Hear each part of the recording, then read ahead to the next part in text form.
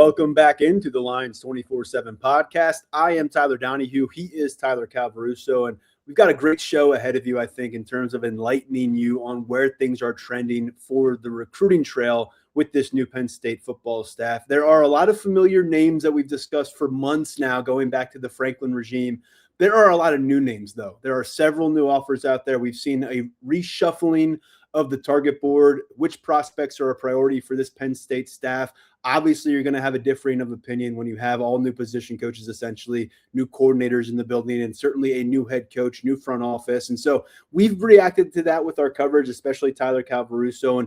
And he has brought two different content pieces over to the site, Lions247.com this week, focusing on offense first, and then he had one up for defense. 6 names, part of both of those pieces, and where they stand right now in terms of a stock report.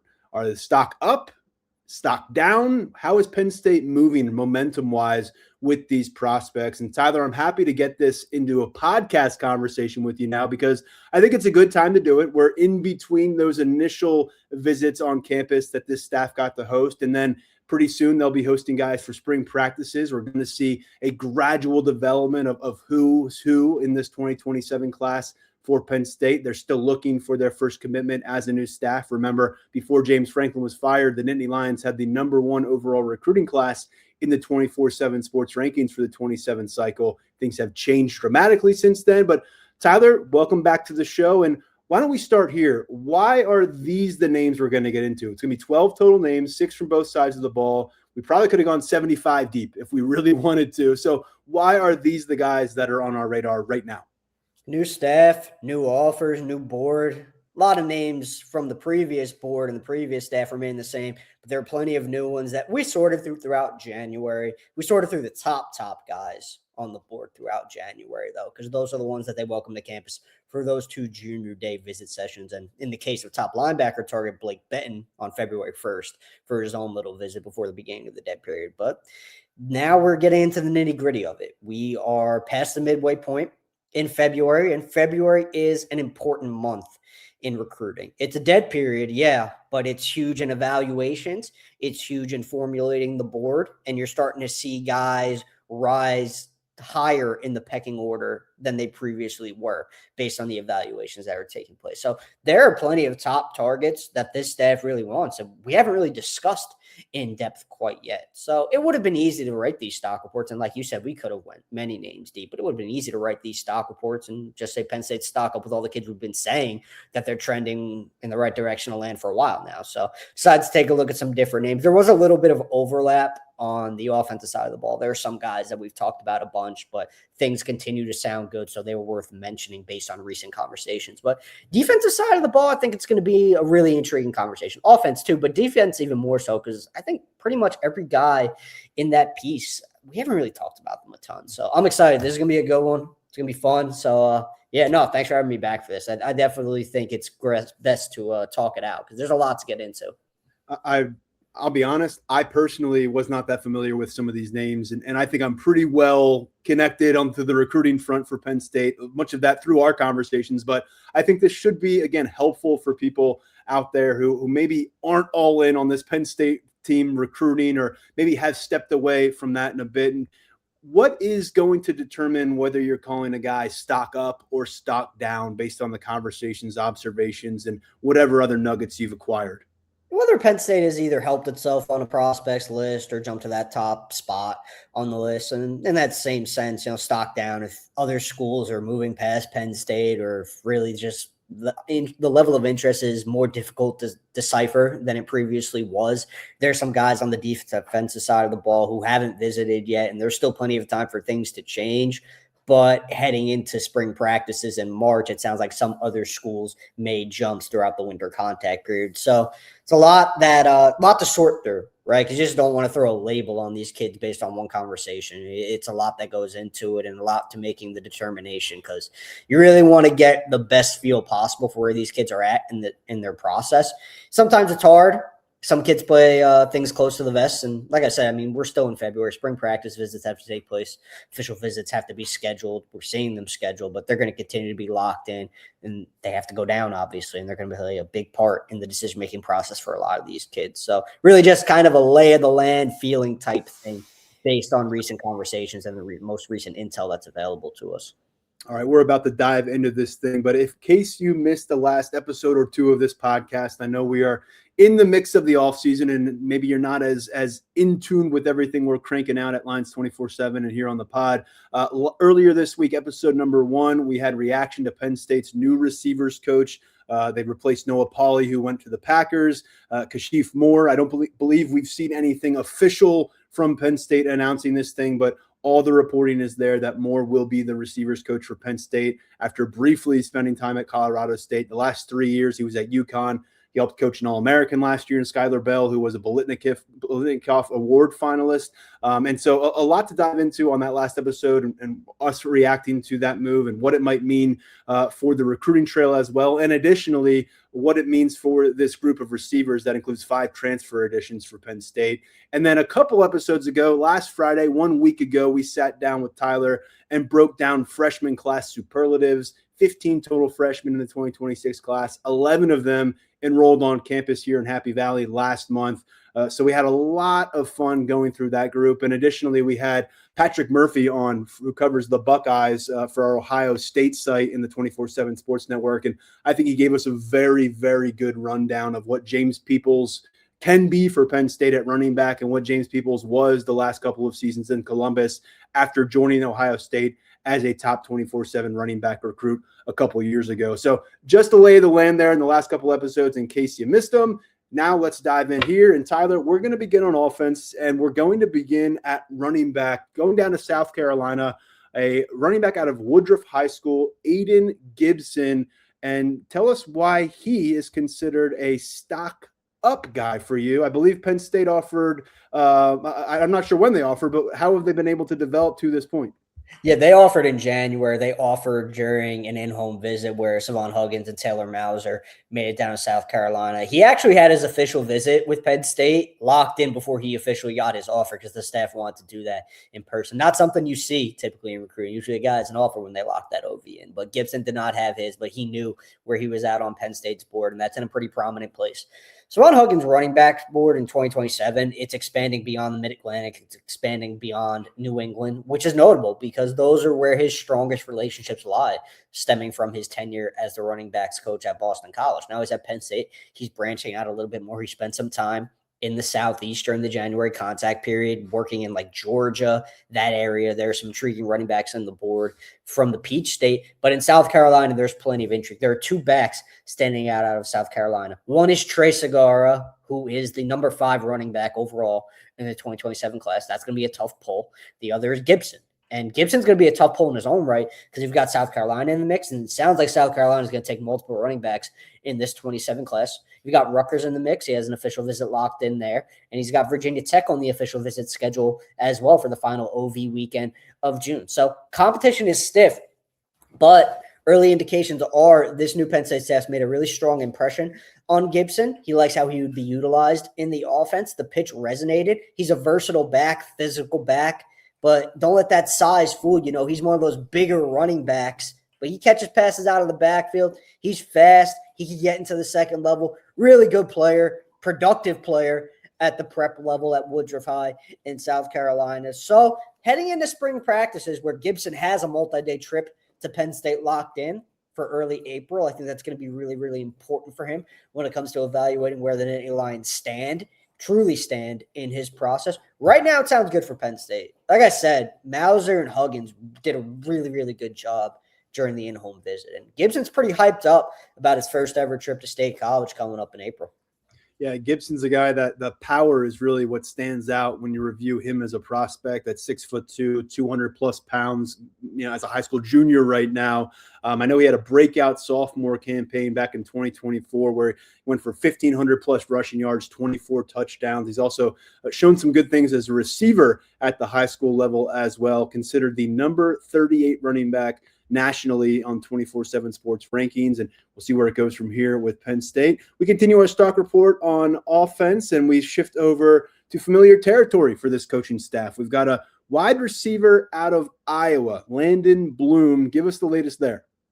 So Penn State's going to have some ground to make up there. He had a really good relationship with Noah Pauley before Noah Pauley left to become the wide receivers coach of the Green Bay Packers. Now, he's got a good relationship with a lot of members of this new Penn State staff stemming from its pursuit of him when he was at Iowa State. So it wasn't just a Noah Pauley deal. That being said, he's going to have to get back to campus during the spring. Good news for Penn State is the intel indicates that is going to happen at a date that is yet to be determined. And it's possible he takes an official visit as well. But there's some skepticism that he's going to ultimately not leave the Midwest, and Iowa has been standing out in recent conversations. He's one of the top-ranked recruits in the state. Actually, I believe he is the top-ranked recruit in Iowa.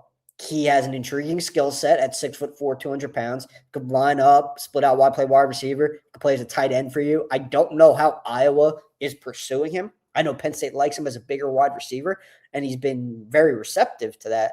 But how that relationship is picked up by more, I think, will be important, even though Bloom does has those pre-existing relationships in State College. Iowa, I believe, surging ahead, heading into spring practice visits. So I have Penn State a little bit stocked down. And it's a theme where things could change quickly and visits could change the narrative. But before those visits occur, that's where I have things currently standing in this one.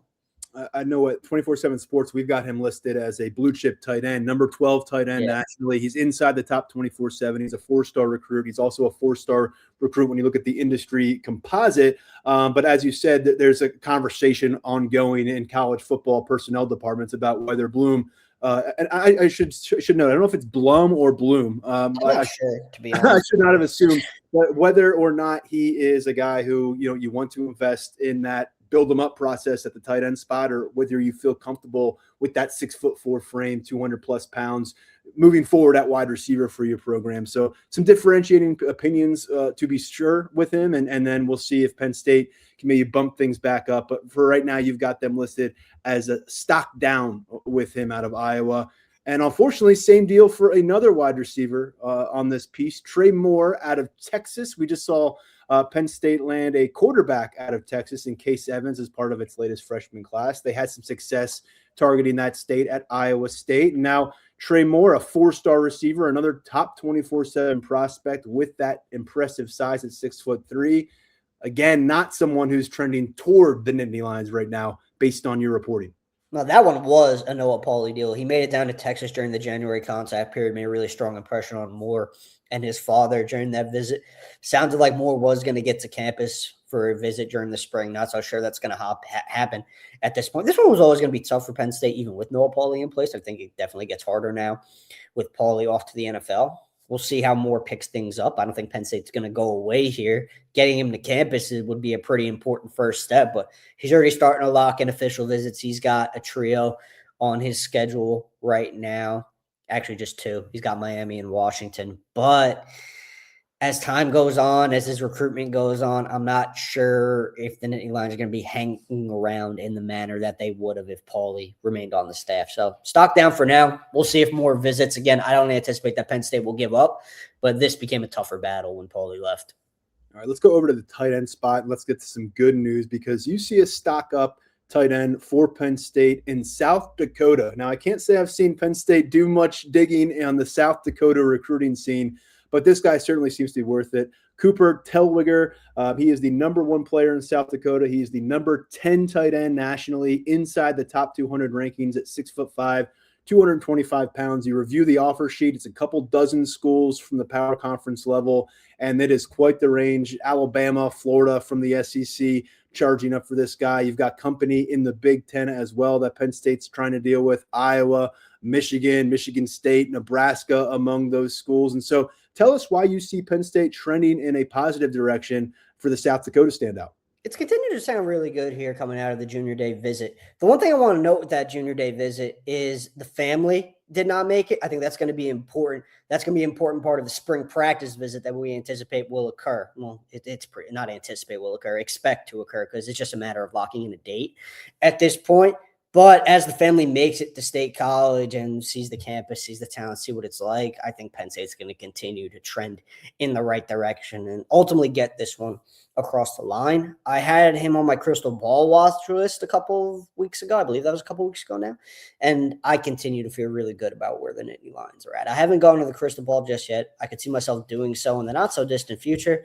But all the you ask around about relationships in this recruitment and the manner in which Penn State has been able to stand out in that realm. This goes back to when this staff was at Iowa State.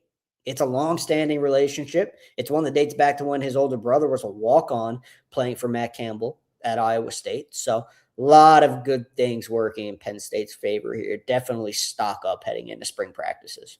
We feel really good about Penn State's tight end situation in 2026. You bring back Andrew Rapplier. He finished last season on a hot streak. He was really important in the roster retention process. You bring in a couple guys that Iowa State absolutely loved in Benjamin Bramer and Gabe Burkle. I know that Matt Campbell views both of these guys as top 10 tight end talents nationally. He thinks Burkle is a little shortchanged because he suffered a season-ending injury last year, and he's a guy they trust a lot. And then they tack that on Andrew Rapplier. They bring in Cooper Alexander, who's a younger piece of that Iowa State room last year.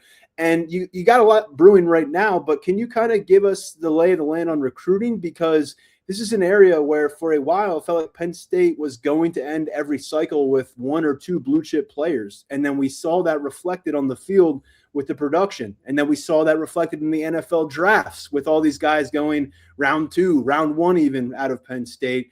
And how have you seen now the carryover? Because Taylor Mauser, the offensive coordinator and tight ends coach for the Nittany Lions now, he was Football Scoop's coach of the year at the tight end spot for the 2025 season. He had an all-conference performer in Bramer. He did really good things with Burkle, and neither of those guys were the caliber of recruit that Penn State has traditionally brought in and developed into their starting tight end. So tell me what you've seen with this marriage in Penn State's history at the tight end spot and Mauser's own kind of brand with this position. It's gone really, really well. And still involved with some of the top talent in the country. And Mauser, every tight end recruit that I've talked to seems to know exactly who he is and who he can be as a developer at Penn State. So I think the Nittany Lions are going to continue recruiting the position at a high level. I don't know what the rankings are going to look like on some of the kids that they go after. I mean, Toyoa is the number 10 tight end in the nation and firmly entrenched as a top 24/7 prospect. So he's got that blue chip label to him. You've got some other guys who are on the cusp of 4-star status in 2027, Sean Curry, Tommy Douglas, and those are really, really talented kids. So I think they're going to be able to compete for the blue chip level recruits. I think they're going to be able to very much compete for the guys that have the tools that Mauser looks for out of his tight ends. When it comes to evaluating position groups on the recruiting trail and what Penn State has achieved in previous cycles versus what it can achieve potentially moving forward, tight end is one of the ones you have circled as, hey, look, the Nittany Lions are going to be in a good spot to continue bringing in high-level players at the position, and not just bringing them in, but based on what Mauser has accomplished throughout his coaching career, bringing them in and then getting developed and then getting the most out of them and helping them live up to that blue chip status if it's a blue chip kid. So this is one where I think it's a great fit for all parties involved. I think Mauser brings exactly what Penn State wants to the position group, and it's a really, really good marriage so far. Again, results are results, so we'll see who ultimately comes in, and we'll see how the tight ends develop under his watch. But there's track record here on the developmental front. And I think now at Penn State, Mauser has a chance to really, really take off as a recruiter, even more than he did at Iowa State. And we heard from Mauser a couple of weeks ago when we had a chance to go to team facilities and chat with some coaches that he's doing his best to link up this current group of tight ends at Penn State. And 3 of them are from another campus just a couple months ago with the prevalent tight ends who have been here in the past, you know, whether that's Tyler Warren, Theo Johnson, Brendan Strange, Pat Fryermuth, Mike Gesicki. It's a pretty long list. And he said he's really been trying to make sure those guys understand they still have a home in this tight end room, despite the coaching change, despite the unfamiliarity personally between him and them. But also he wants these current guys to be able to feel like they have resources. And I love that. I like how they're kind of bridging that gap between the last regime and the current regime. And that kicks off a 3 consecutive stock up conversation for us, Tyler. And as we shift from tight end, we got a couple offensive linemen to talk about. And we'll end things on a high note here for our offensive phase of the conversation. And let's go out to Kansas City, Missouri, where we find Kyler Coon, number 9 overall interior offensive lineman in the 2027 class, a top 200 overall prospect, the guy with 20-plus offers, and someone you consider to be stock up on Penn State's 27 board. Yeah, he's got a top 5 of Iowa, Nebraska, Oregon, Penn State. Someone else is in there who I'm blanking on. But what you need to know about this recruitment is Penn State's on top heading into spring practice visits. I think that's been the case since Coon took his junior day visit, and it kind of just reinforced what he already knew about this staff. He knew them really, really well going back to when they were recruiting him at Iowa State. He already liked, I've said this before, he already liked Penn State before this staff arrived because he visited for the whiteout game against Oregon in September. It went really, really well for him despite the result on the field. And he had Penn State high on his list at that point. He has a better relationship with this new group than he did with the previous group. And that's just the way it wound up working. He had a good relationship with Phil Troutman, but he's really, really comfortable with Ryan Clayton. This is another one where I've thought about a crystal ball pick for a while, and I'm still in that kind of mindset. I think this is one Penn State could get done. I think it's one that'll ultimately, I don't want to say it'll wrap in the spring. Well, I mean, it'll wrap in the spring regardless because all the OVs come before spring turns to summer this year. But I think it could get to official visits, but it wouldn't surprise me if it concludes during the spring practice visits. And Penn State's in a good spot. So all the recent intel, I don't think there's any other way I could describe it other than stock up. It sounds really, really good here. Coon, obviously well-established. You talked about him coming to campus. You talked about I mentioned his rankings and how gaudy they are. We go to another offensive lineman who's stock up for Penn State, and not the same deal. Penn State just put out this offer a few days ago, and in fact, it feels like he has created quite a crowd at the power conference level this winter, and including our old pal James Franklin, who put an offer out in the final days of January. Ryan Robbins, out of Pennsylvania, Upper St. Clair High School. He does not yet have a rating or ranking from 247 Sports, Tyler, but he has been difficult to ignore in terms of an ascending figure here in the home state. Penn State has put an offer on the table. Few questions for you before we get to why he's stock up. Why is he so late to the party as a prospect? And that's a weird thing to say because he's only halfway through his junior year of high school, but relatively speaking, 2027 class, he's a late riser. And what did Penn State see that it needed to see to jump into this thing? I think Penn State and a lot of other coaching staffs this time of year, they're very methodical in their evaluations because this is the one time of year really where, well, not one time of year, but one of the most important times of the year where things are slowed down a little bit. You don't have the junior days going on. You don't have the spring practices going on. So you could take a breath. You can really evaluate the way you want to evaluate, get into the depths of it, reach out to the people you need to reach out to on a certain recruit because there's more that goes into it than just watching the film and making a decision. You're talking to the high school coaches. You're talking to the trainers. You're getting a feel for who the kid really is on and off the field and what he can bring to the table for your program. Ryan Robbins had a really good junior season for one of the better programs in Western Pennsylvania. You win at the high school level in Western PA. I think that's always notable. I think it gets some more eyeballs on you. So Robbins becoming a firmly entrenched power forward talent, that doesn't surprise me. And the offers are starting to reflect that. He's got a very interesting process. He's a double legacy. His father played football at Pittsburgh. His mother played basketball at Virginia Tech. I think that gives Virginia Tech a real chance in this one. Same deal as Pitt. But now that Penn State offered last week, it is the one to watch from what I've been hearing in his recruitment. Loves the new staff. They're building a solid relationship in the early going. Still plenty of work to do there. Robbins is planning on visiting during the spring, and it's likely that he locks in an official visit. I actually spoke with Robbins a little bit this morning. He still doesn't have any spring practice dates locked in on his schedule yet, but Penn State will be one of them, and that'll be another opportunity for this staff to continue building in the right direction with the in-state standout. We talk about this group wanting to be strong in Pennsylvania. Robbins is the kind of guy they'd love to have.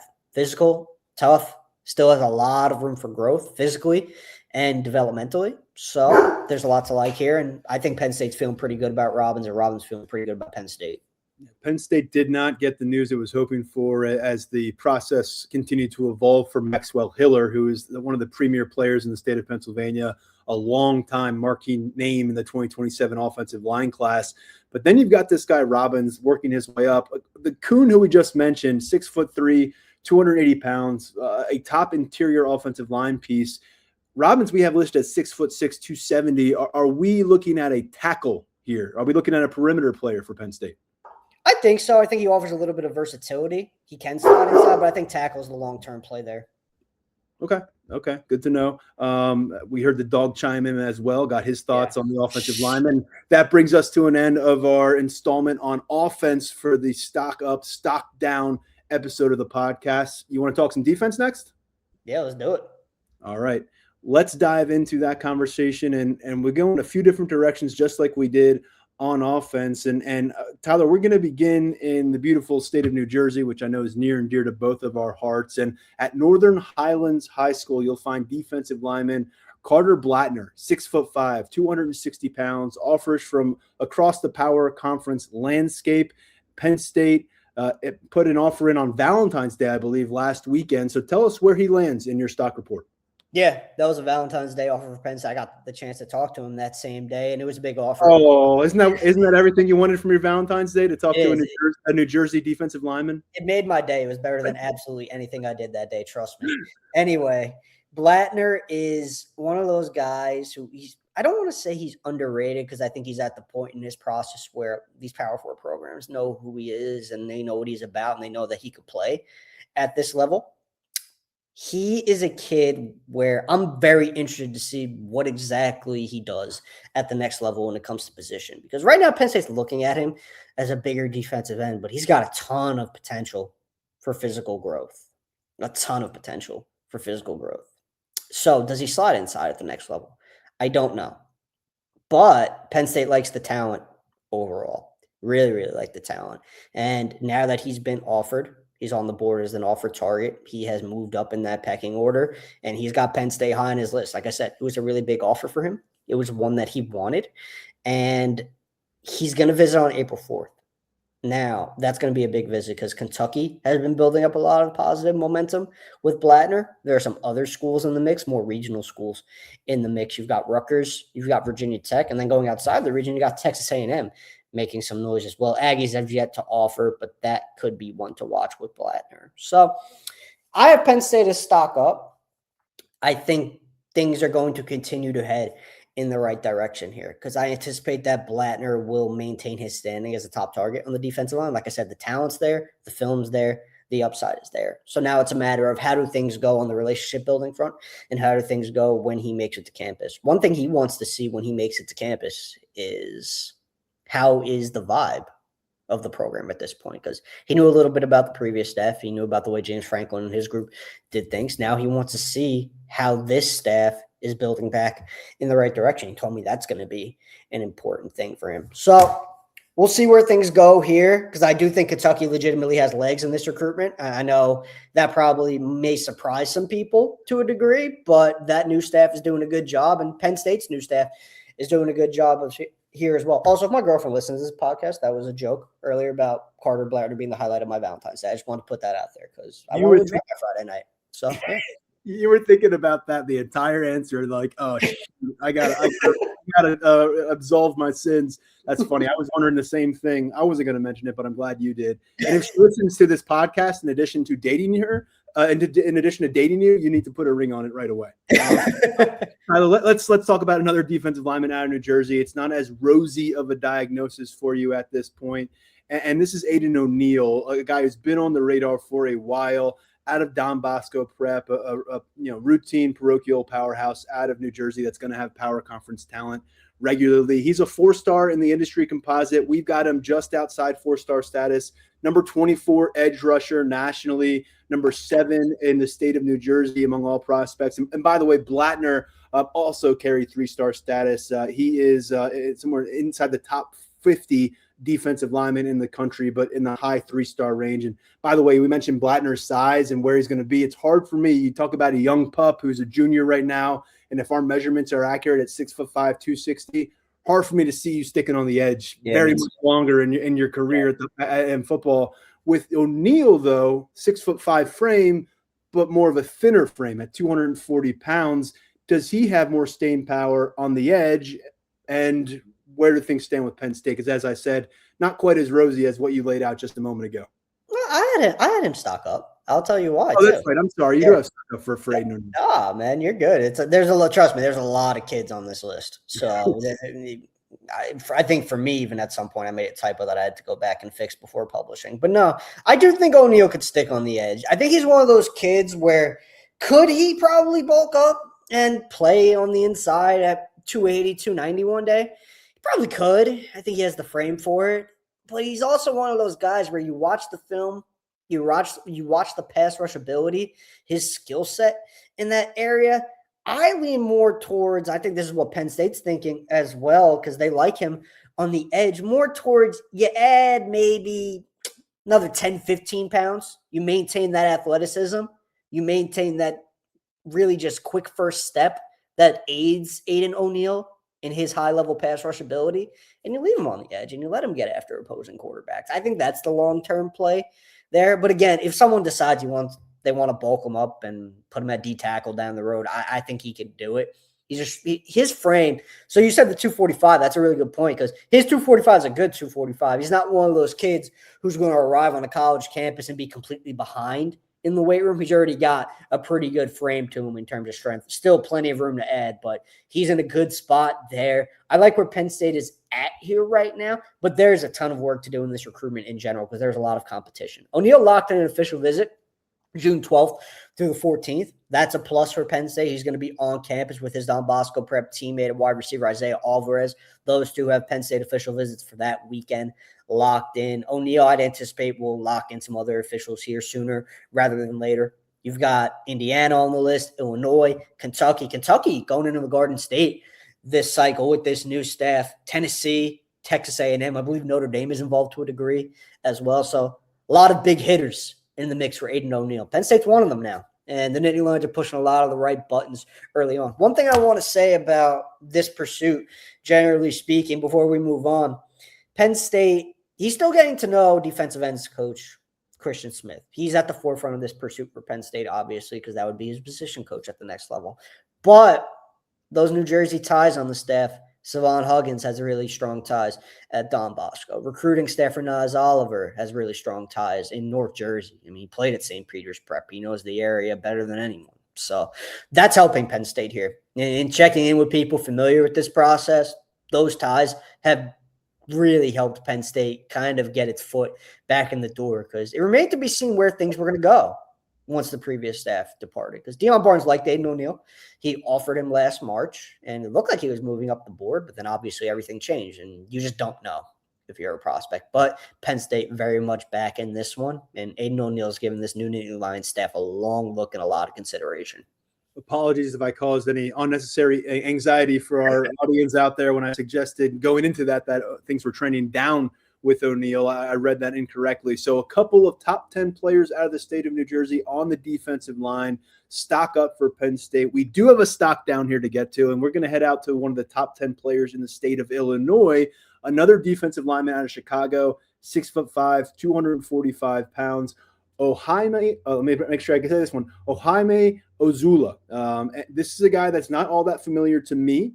Tyler, why is he on this list, and why is he stocked down? You got it right. First off, so credit to you on the name, 10 out of 10 performance. This is one where I do kind of wonder if the formulation of Penn State's defensive line board and some of the more regional guys that we've talked about, I do wonder how that has impacted this pursuit. He didn't visit in January. He didn't visit for either one of the junior days. I thought he would because Penn State, this staff prioritized him when he was at Iowa State, and it was one of its first offers after it arrived at Penn State. But you've got a different group running show on that defensive line now. You've got Christian Smith, you've got Kaika Malloy, you've got new faces in this process, faces that Ozula didn't really know previously. So Midwest schools are appealing. in this situation. Michigan State is one that I've heard has kind of pulled ahead, had a really good junior day visit there before the beginning of the dead period. So I'd put Penn State stock down. I'm not sure that's really the end of the world here because that defensive line board, as we're going to get into, it's shaping up to be really, really a talented one. And I think Malloy is a heck of a recruiter from early returns. And I think Smith is a really good recruit in his own right from early returns. So there's a lot of talent on this board. It's a deep board. But Ozula right now, I'd point the arrow down there. Okay. And you gave us a lot of defensive linemen to consider for this conversation, which I get. You loaded us up in the trenches. We got a defensive back to finish off the conversation a little bit later. But I didn't think we'd be going back to the Dakotas. Normally we don't hit the Dakotas multiple times in a recruiting conversation, but we did it during the offensive rundown. Now we're going to one of the premier players in North Dakota, Luke Starkovich, and he is a 6'5", 250-pound defensive lineman from Kindred High School. Again, it has not taken teams long to find him out, regardless of where he is regionally. You've got Auburn, Iowa, Michigan, Michigan State, Oklahoma, Stanford, Washington, and Notre Dame, among other suitors, along with Penn State. And this is one that just about for everybody. It's not in the backyard for them. And so Penn State, there's going to be some built-in challenges, I'd imagine, here. And this is a guy that you have stocked down. Why don't you give us the full story on Starkovich? Yeah, this was a tough one. I pondered not even putting him in there just because I think there's still so much time for this one to change. I mean, he didn't even take visits during January anywhere. He kind of laid low. He's going to get back out on the trail at some point during spring practices. I don't know when. This has been a very, very quiet recruitment. He plays things pretty close to the vest, but I was able to dig some stuff up. Penn State not coming up in conversation right now as much as I thought it would or expected it would based on the early individual returns here. I mean, this staff has recruited Luke Starkovich really high or hard for a long time. He's been high on that board for a long time, and he loves Matt Campbell. He has a really good relationship with Matt Campbell. But you speak with multiple sources, there's skepticism that he won't that he would leave the region when it's all said and done. They think he might stick in that Midwest area. So you've got a school like Notre Dame carries a lot of appeal. And again, if he visits during the spring, I don't know if that's going to happen right now. As far as I know, he hasn't locked in any spring visit dates, and he hasn't locked in any officials. So there's still a long way to go on this one. That's why I was hesitant to even do him a stock down, because you're just in an area of so much unknown. But with Penn State not popping up as much as I anticipated it would, I went slightly stock down here. We'll see if this is a name that we'll circle back on, but we'll move on to the next one now. It's going to take us back to Texas. George Toyoa. He is the number 10 defensive lineman in the nation. He's a top 100 overall prospect. I believe he's the first guy we've talked about on this episode who is in that top 100 status. 6'2", 305 pounds. We know he's an interior guy at the next level, and that's an area where Penn State, with D'Anton Lynn, with this new defensive line coach, has really emphasized adding some serious size and heft that we didn't necessarily see with the past coaching regime on the defensive front. Almost 40 offers for this young man. And look, Tyler, you've got him as stock up, and I'm really curious how you've got that brewing when we're talking about one of the most coveted players from the Lone Star State, many hundreds of miles away from Happy Valley, where you've still got all these new coaches getting together on the defensive side of the football. How has it come together in a positive fashion so quickly? I mean, Malloy deserves all the credit here. Really, that relationship is carrying a lot of weight for George Toyoa. He coached his older brother, Jay, at UCLA. He now plays for the Cowboys. He went on to be an NFL draft pick. So much trust between that family on and off the field. It's known that if Toyoa decides, hey, look, I want to go play at Penn State, I want to go play for Malloy just like my older brother, he can go to Penn State and be taken care of. It's kind of like what we've talked about with Terry Smith when he goes outside of the region.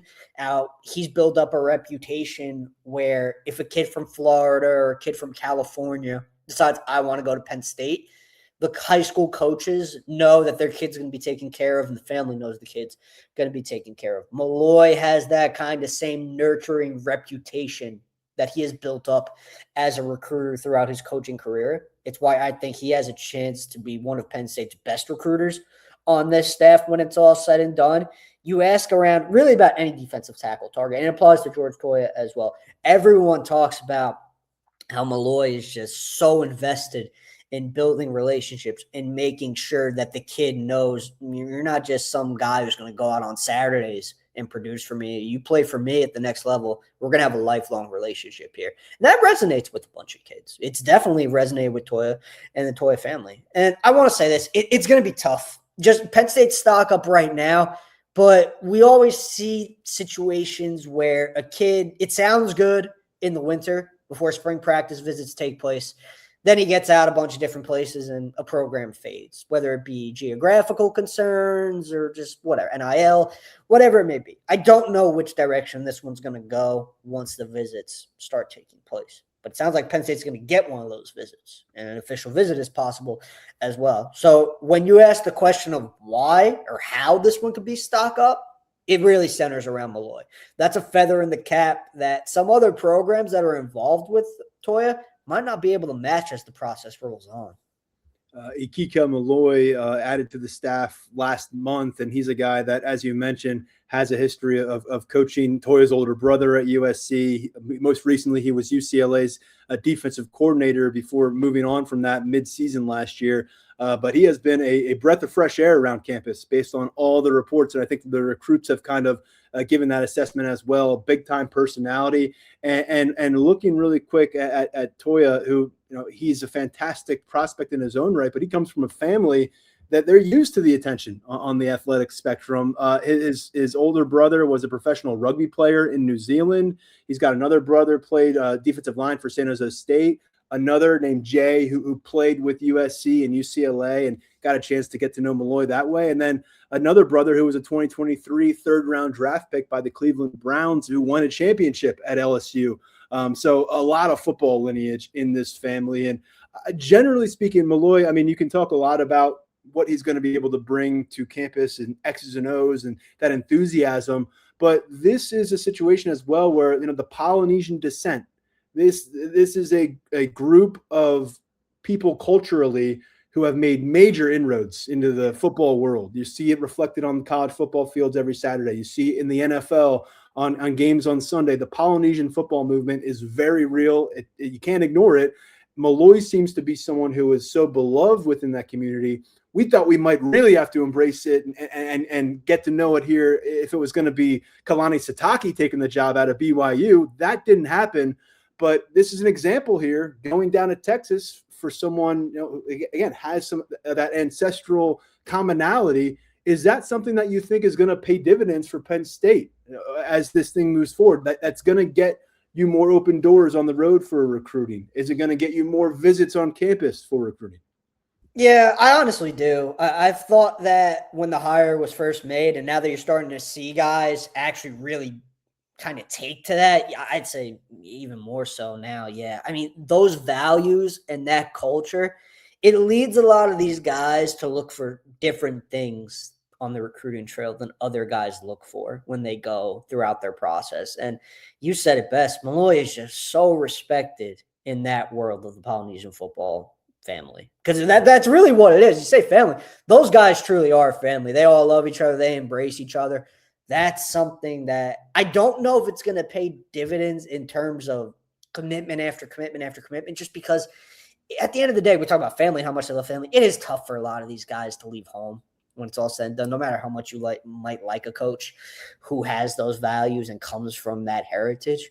But having him in place at a place like Penn State, it can make State College feel more like home. And like I said, you play for a guy like Malloy, you're going to be taken care of. And that's genuine. It's not just a pitch on the recruiting trail and you get to a place like Penn State, then it's completely different. That's something that he follows through on. So it's going to open more doors for sure. I don't know how many guys they're going to be able to close on ultimately, but I think Malloy's going to give Penn State a real chance with these guys. I mean, talk about Toyoa. John Ione from California is another one who just locked in an official visit. I mean, he wasn't considering Penn State before Malloy was in town. So you're definitely seeing it play out in real time. A trend to follow there for Penn State on the recruiting trail. And just one more note on George Toyoa. He picked up his Penn State offer while he was out practicing for the Polynesian Bowl. Great opportunity for him as a junior. And he ended up taking home Polynesian Bowl defensive MVP, 3 tackles for loss. He forced a fumble. So he's a guy who really made a major impression in the Polynesian Bowl this winter. And again, that was the same week he picked up a Penn State offer. let's close out this stock report conversation, Tyler, and get away from the defensive line where we focused on the last 5 players in the spotlight. And we're going to go to the secondary, go over to Ohio, where Keyshawn Telfare is a name to know. And in your opinion, he is stock up for Penn State. Yeah, caught up with Telfare this morning. Sounds like he's going to take a spring practice visit with the Nittany Lions mid-April, either the 10th or the 11th, depending on how his schedule plays out. But he loves Terry Smith, and Terry Smith has long prioritized him as one of his top 2027 cornerbacks. This is a pursuit that has gone on for an extended period of time. Telfare has the official visit with Penn State locked in.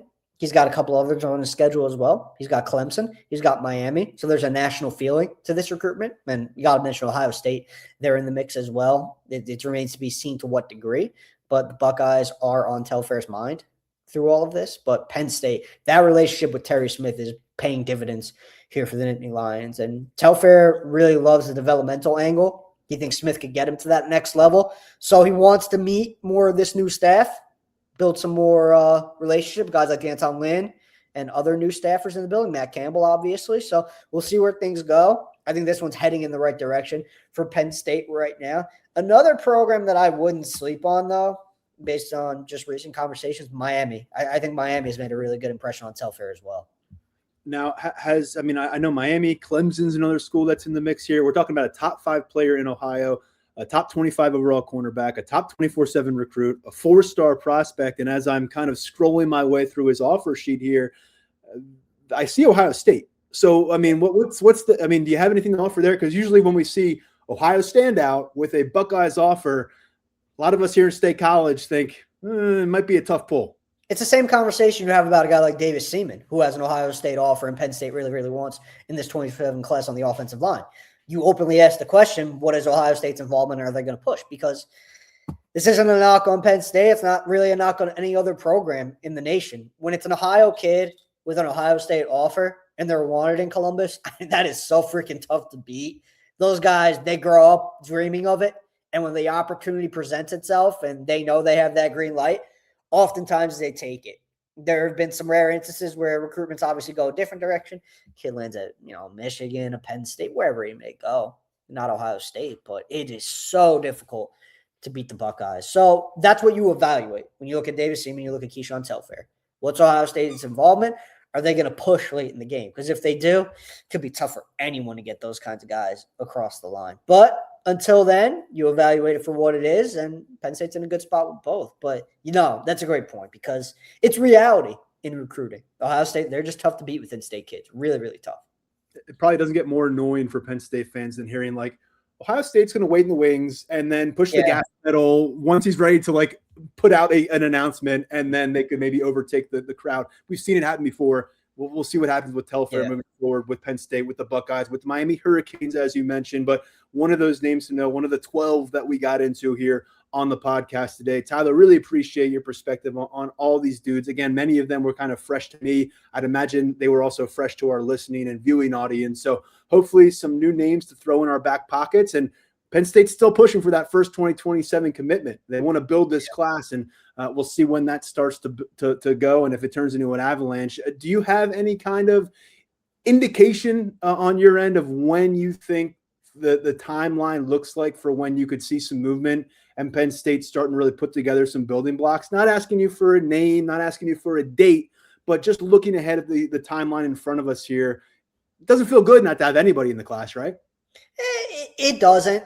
Results-wise, obviously, we'd love to have some guys on board, and there are some that they're working on getting across the line. Guys like Blake Benton at linebacker, Stanley Montgomery, the in-state standout on the D-line. I think spring practice is when you're really starting to see it come together because there's a reason this staff places so much weight in getting these guys to campus for spring practice visits so they could see how they would be coached at Penn State and how they would be developed if they were to play at Penn State. So I think this spring, once spring practices kick off, maybe a guy goes before, but I think spring practices is kind of the area where it all starts for this 27 class. I think people hear the notion that this is going to be a bigger class, and they look and it's February 20th and there's nobody in the class. They're like, what the heck is going on? But it's a different world that we live in now on the recruiting trail with this Penn State staff in place. Also, before we wrap up here, one other thing I did want to say about Telfare and Ohio State.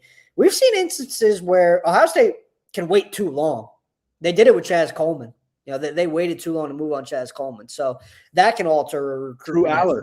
I mean, and that was a different circumstance with Quinn Ewers involved and all this stuff. But like, by the time they were like, "Oh, hey, Drew, what's up?" Like, he was so far beyond that, and he was so locked in with Penn State, and it's just a name that came to mind when you brought up that scenario. Yeah, no, that's a great point. Because you either wait too long and there's not enough time to build a firm relationship, or you wait too long and the kid just doesn't really care anymore because he went through all these other visits and did everything else with his recruitment, and Ohio State never made the move that he wanted it to make. So I think that's always something to monitor with a guy like Telfare and Ohio State. But when it comes to this 27 class, when things can get rolling, I would say spring practices is when that's what I'm targeting. Not targeting, but circled on my calendar.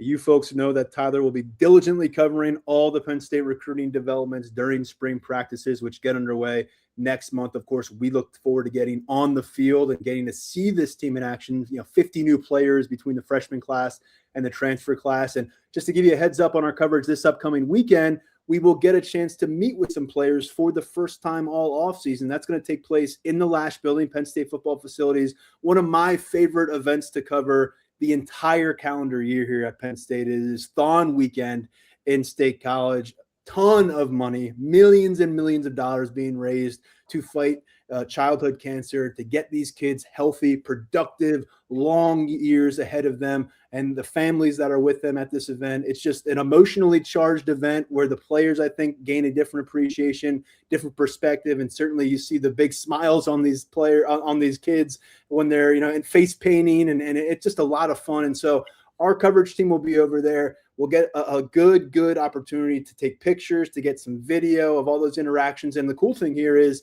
a lot of these guys is their first go round. They might have been at the college level for 3, 4, 5 years at this point, but this is their first time experiencing Thon Weekend, which I think is truly one of the most unique things about this university. As someone who didn't graduate, this is not my alma mater, but living here for almost a decade now, this is an extremely, extremely exceptional event. And it's just a beautiful thing to see actually happen in live time. So I'd encourage you on Saturday afternoon, early afternoon, and into the evening. We'll have a lot of coverage over at Lions247.com from our trip over to team facilities, photos, videos, quotes, notes, and a lot more coming your way. So I just wanted to make you aware of that. Tyler, good stuff on the stock report for Penn State recruiting. We know you'll probably have another article up over at Lions247.com before this podcast is even live. Keep up the good work on the recruiting front, and we'll talk to you real soon. Thanks, man. I appreciate it. That was a good conversation. I enjoyed it.